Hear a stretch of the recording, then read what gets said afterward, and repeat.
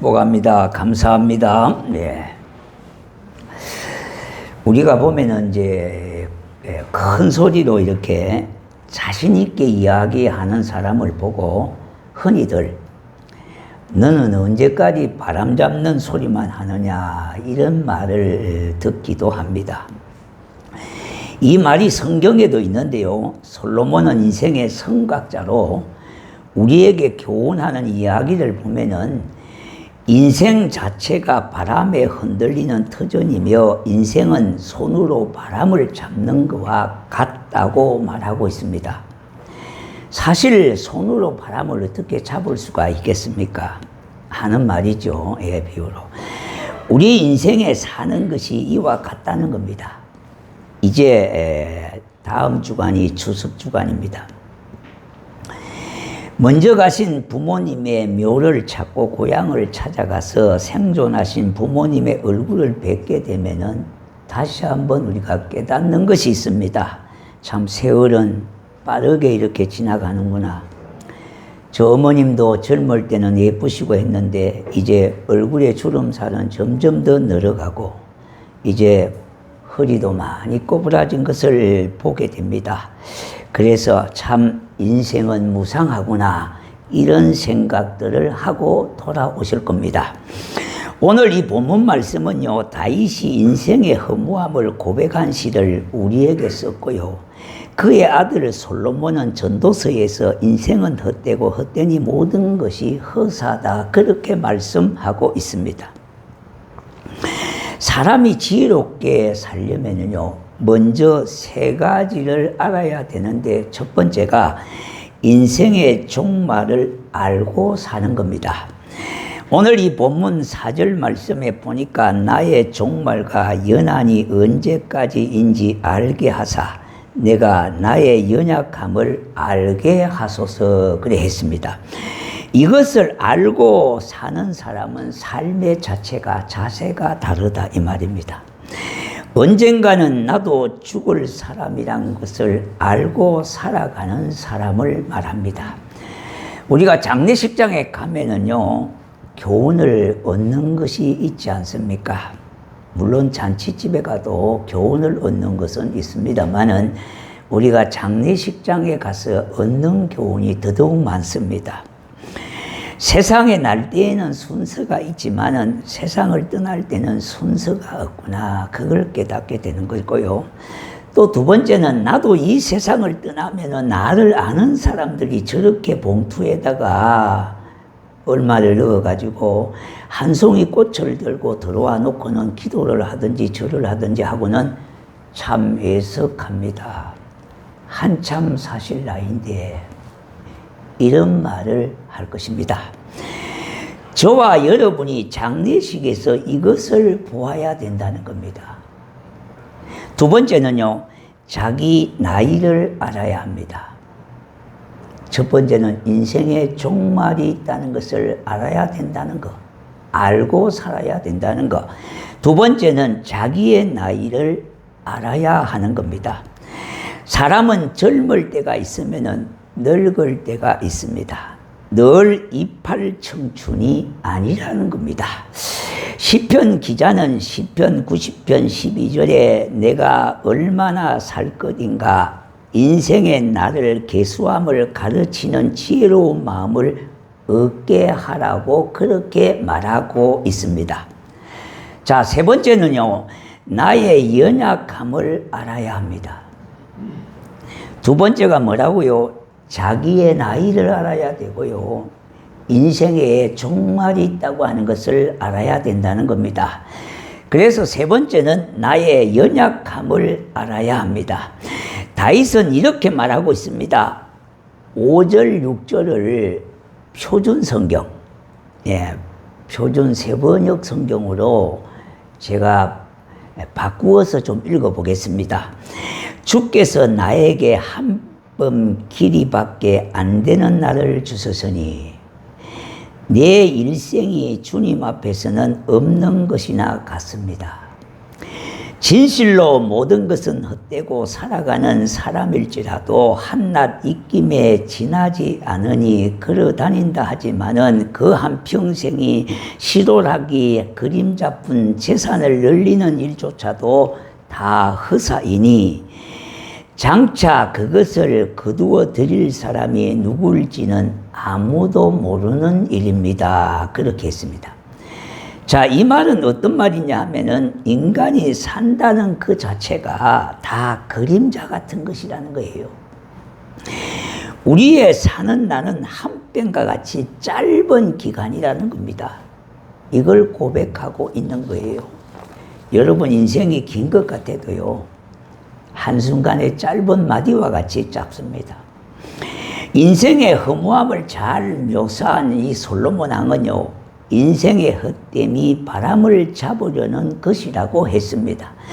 전도서 1장 14절에 내가 해 아래서 행하는 모든 일을 보았노라. 보라, 모두 다 헛되이 바람을 잡으려는 것이로다. 바람을 잡는다고 하는 이 말이 전도서에만 해도 10번이나 나오고 있습니다. 왜 솔로몬은 해 아래 사는 동안 사람의 하는 모든 일을 바람을 잡으려는 것이라 그렇게 했을까요? 자, 그렇다면 뭔가 이유가 있을 것 아닙니까? 먼저 인생이 바람처럼 사라진다는 겁니다. 밤새 안녕이라고 하는 말도 있고요. 어제같이 펄펄한 사람이 2, 3일 전에 돌아가셨다고 하는 것을 보게 됩니다. 이것은 세월이 얼마나 빠른지를 나타내고 있습니다. 솔로몬만큼 부귀영화를 다 누린 사람은 없습니다. 그런데 전도서 1장 8절에 보니까 모든 만물이 피곤하다고 하는 것을 사람이 말로 다 할 수는 없으나 눈은 보아도 족함이 없고 귀는 들어도 가득 차지 아니하도다 그랬어요. 자, 이것은 만족함을 얻기 위하여 솔로몬은 이리저리 여행을 많이 다닌 것 같습니다. 그러니까 좋은 데 가서 구경하고 눈으로 보고 귀로 듣고 입으로 먹고 해도 족한 것이 없고 가슴에 채워지는 게 없다는 거예요. 여행을 많이 다니는 분들 이 얘기를 들어보면요, 세계가 거의 비슷비슷하다는 겁니다. 예. 여기가 그렇게 좋은 것 같아도 저기 가면 또 비슷한 것이 있고요. 저기 가면 또 더 좋은 것이 있고 이런 겁니다. 그러니까 해 아래 모든 것은 만족감이 없다는 거예요. 예. 이것을 누구보다 뼈저리게 느끼고 경험한 자가 바로 솔로몬입니다. 그러므로 시편 39편 7절 말씀을 보면은 주여 이제 내가 무엇을 바라리요 나의 소망은 주께 있나이다. 이것을 다시 한번 말하면은요 이런 뜻입니다. 그러나 나의 주여 이제 무엇을 바라보고 살겠습니까? 이런 뜻이에요. 다시 말씀드린다면 당신 외에 또 누구를 믿겠습니까? 그런 말입니다. 믿을 이는 오직 하나님 당신밖에 없습니다. 이런 뜻이 인생은 하나님으로 만족하며 사는 것이 행복입니다. 이 세상의 어느 것으로도 만족이 없고 행복은 머물지 않는 겁니다. 사람들은 너무나 쉽게 돈이면 최고야, 인기가 짱이라고 그렇게 말합니다. 실로 돈의 이력은 대단합니다. 돈만 있으면요 안 되는 게 없는 것으로 착각들 많이 합니다. 그러나 돈으로 책은 살 수가 있지만은 교양은 사지를 못합니다. 돈으로 좋은 음식을 살 수가 있지만은 입맛은 살 수가 없습니다. 돈으로 좋은 침대는 살 수 있지만은 단잠은 살 수가 없습니다. 돈으로 좋은 약을 살 수는 있지만은 건강은 돈으로 사지를 못합니다. 돈으로 세계 일주를 오만 곳 조만 곳 다 다닐 수가 있지만은 천국은 갈 수 없는 겁니다. 돈이 없으면 궁색하고 좀 더 불편해하다는 정도입니다. 여러분 인기가 짱이라고 그러는데요, 인기도 얼마나 갑니까? 개그맨들 보면은요, 짧게는 6개월, 3년 되면은요, 꽃과 같은 고운 좋은 인기의 시절은 지나간다고 그렇게 말합니다. 그러나 인생은 이로 하나님을 모시고 땅에서 주님이 주시는 기쁨으로 살아가며, 그리고 하나님이 주시는 은혜를 가지고 살아간다면 그것이 행복이라는 말입니다. 여기에서 행복을 찾아야 합니다. 그러므로 인생은 하나님 한 분만으로 만족해야 합니다. 인생은 누구나 그 자체로 목이 마른 존재입니다. 에레미야 2장 13절에 우리 인간이 범한 두 가지 죄악은요, 인간이 하나님을 버렸다는 겁니다. 그리고 스스로 웅덩이를 팠는데 그것이 터진 웅덩이라는 겁니다. 해 아래는요, 안전한 것도 없어요. 이곳저곳 구멍 난 것밖에 없다는 겁니다. 그런 면에서 추석이 되면은요, 많은 사람이 고향 땅을 찾아갑니다. 그곳은 내 마음에 포근함을 가져다 주기 때문에 고향을 찾아가는 겁니다. 고향 땅에는 그리워하는 사람이 있습니다. 친지가 있습니다. 내가 살던 곳이기 때문에, 내가 거닐던 곳이기 때문에 익숙하고 옛 추억을 되살릴 수가 있습니다. 그러나 인간이 이렇게 노력하고 수고를 해도요, 파스칼이 말했듯이 우리 인간의 심령은 터진 웅덩이가 되어 있기 때문에 해 아래는 만족함이 없다는 겁니다. 그 한 중심의 자리에 하나님이 거하실 곳입니다. 이 세상 것들은 필요한 것이지만은 그것으로 내 인생에 진정한 만족을 주지는 못합니다. 그러므로 주님 안에서 만족하시기를 바랍니다. 예수님이 주시는 은혜로 만족하시고 주님이 주시는 복으로 만족하시기를 축원합니다. 살아도 이제는 예수 안에서요, 죽어도 역시 예수 안에서입니다. 잠을 자거나 무슨 일을 하더라도 예수 안에서 하시기를 바랍니다.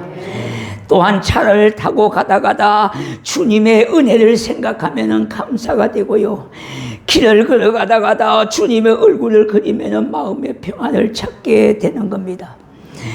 우리 스스로에게 묻고 답해 보십시다. 지금 내가 무엇으로 만족해 하고 있습니까? 아무것도 만족할 수 없는 것이 인간이라고 하는 것이 해답입니다. 이 세상에 귀한 것 많아도요, 예수 사랑에 비할 바가 아니지 않습니까? 그러므로 이 세상에 더 이상 속지 말아야 합니다. 내 마음을 이 세상에 빼앗기지 말고요, 우리 주님께 마음을 빼앗겨서요, 예수로 인하여 만족하며 예수로 인하여 행복한 삶을 사시기를 바랍니다. 그러므로 우리 인생의 가치를 예수님 안에서 찾아야 하겠습니다. 자, 보십시오. 20대, 30대까지는요, 눈으로 보는 세계를 즐깁니다. 그래서 20대, 30대는 잘 돌아다니는 겁니다. 그러므로 사춘기라고 합니다. 사춘기는 봄을 생각하는 때입니다. 그때는 인생이 눈으로 보고 남이 가진 건 나도 갖고 싶고요, 남이 보는 건 나도 보고 싶은 겁니다. 그런데 40대부터는 사춘기가 시작됩니다. 사춘기 인생은 가을을 생각하는 시기입니다. 가을에는 아름다운 꽃이 없습니다. 그때는 열매가 갇힙니다. 40, 50이 되어도 화려한 꽃을 찾아다니지 마시라는 겁니다. 그때는 때가 당신에게는 아니라는 거예요. 그런데 세상은 우리에게 자꾸 쏟게 만듭니다. 쏟게 만듭니다. 이팔 청춘이 널리는 것 아니에요. 꽃 시절 20대, 30대가 널리는 게 아니라 이 말입니다. 40이 넘으면요, 꽃을 따라다니는 때가 아닙니다. 열매를 맺어가야 될 시기입니다. 유명한 플랭클이라고 하는 사람의 단편 소설에 고개사의 헌신이라고 하는 책이 있습니다. 종교개혁 이전의 중세교회의 이야기로요, 난쟁이 고개사가 있습니다. 이 난쟁이 고개사는요, 거꾸로 서서 공을 돌리고 접수를 돌리면서 지나가는 사람이 돈 몇 푼 주면은 그것을 받아먹고 살았던 사람입니다. 그런데 나이가 드니까 이것도 실수가 자꾸 많아서 많은 대중들 앞에 할 수가 없게 되어졌습니다. 그렇게 사는 것을 불쌍히 여긴 신부님이, 성당의 신부님이 그를 성당으로 데려다가 심부름을 하면서 먹고 살게 했습니다. 그런데 이 난쟁이는 성당에 온 뒤로 차츰차츰 얼굴에 생기를 잃어버리기 시작했습니다. 그가 삶의 의미를 알지 못하고 있던 어느 날, 성당의 미사에서 들려지는 미사의 말씀이 이런 얘기가 들려졌습니다. 누구든지 자기 재능을 가지고 주님께 드리는 자가 주님을 기쁘시게 하는 자라고 하는 말씀을 들었어요. 그때 난쟁이는 마음속에 이런 생각이 들었습니다. 내가 가진 재능은 거꾸로 서서 공 돌리는 것과 접시 돌리는 것밖에 없는데 이것을 드리자. 밝은 대낮에는 드리자니 부끄럽고요, 다른 사람이 일어나지 않는 새벽에 마리아상에 물구나미를 서서 발가락으로 접수를 돌리고 자기 몸을 동그랗게 말아서 제주를 부렸습니다. 난쟁이는 매일 새벽에 그렇게 하였던 거예요. 그때 난쟁이의 얼굴에 생기가 돌게 되고 삶의 보람을 느끼고 찾게 됐습니다. 그런데 하루는 청소부가 성당에 가서 청소를 하려고 하는데 난쟁이가 성모상 앞에서 제주를 부리는 겁니다. 그러므로 깜짝 놀란 청소부는 신부님에게 달려가서 난쟁이가 대해서 이야기를 했습니다. 청소부의 이야기를 들은 신부님은 새벽에 일어나 그를 지켜보게 됐습니다. 난쟁이는 무릎을 꿇고 오 주시여, 저의 재주는 이것뿐입니다. 그렇게 말하고는 온갖 재주를 부리며 성모상에서 여러 가지 모기를 부리는 겁니다. 그것을 보고 신부님은 성모상 앞에서 그런 짓을 한다고 야단치려고 하려다가 그의 마음속에 이런 마음이 들게 됐습니다. 너는 저 사람의 눈물과 몸에 땀을 보았느냐? 나는 보았다고 우리 주님의 음성이 그 신부의 마음에 들려지기 시작했습니다. 그때 신부님은 오 주여 용서하옵소서. 나는 저 난쟁이의 얼굴에 눈물과 몸에 땀을 보지 못했습니다. 사랑하는 성도 여러분, 우리의 삶에도 이러한 때가 일생의 한순간만이라도 있어야 하지 않겠습니까? 나도 주님의 손길이 있을 때에 나도 주님을 위하여 살아가리라. 바람을 잡으려는 삶에서 성령의 바람이 내 속에 불어와서 그 바람을 타고 살아가는 사람이 되리라. 이렇게 한번 다짐해 보셔야 되지 않겠습니까? 인생은 기나간 세월 같아도요, 짧은 것이 인생입니다. 우리의 사는 날은 길지 않습니다. 분명히 내 인생에도 개인적으로 종말이 있습니다. 인간의 연약함을 아셔야 합니다. 그러므로 지금까지 어떻게 살았느냐고 물을 필요가 없습니다. 다만 앞으로 어떻게 살아가느냐가 중요합니다. 은혜는 다른 것이 아닙니다. 주님을 생각하면 모든 것을 드리고 싶은 마음, 주님 뜻대로 살고자 하는 마음. 세상 사람들은 주님을 바람을 따라 살지만은 우리는 하늘로부터 내려온 바람을 따라 사는 사람입니다. 이제 추석이 다가오고 있습니다. 다가오는 추석에도 이러한 감격의 은혜가 여러분 모두에게 있기를 주의 이름으로 축복합니다. 우리 좀 가사를 생각하시면서요 찬양